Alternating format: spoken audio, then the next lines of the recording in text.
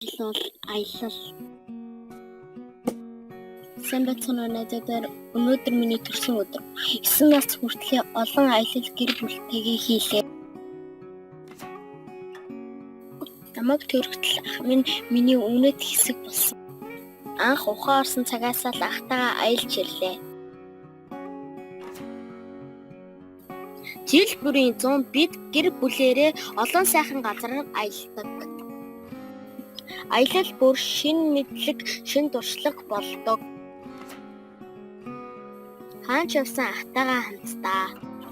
Аялал бүр дурсамж аз жаргалтай мөчүүд байдаг. Орос оронд хүртэл аяллаар очиж үзсэн бас ахтайгаа. Аялал бүрээс их орноо түүхээ таньж мэддэг, бахархдаг. Хамгийн сайхан аялал бол нуур, далай, гол, мөрөн байдаг. Амьдралын чухал аялал эрдмийн далайн аяллаа хэрлэн багштайгаа эхлүүлсэн. Амьдралыг минь аз жаргалтай сайхан аялал болгож байдаг гэр бүлтэй баялаа.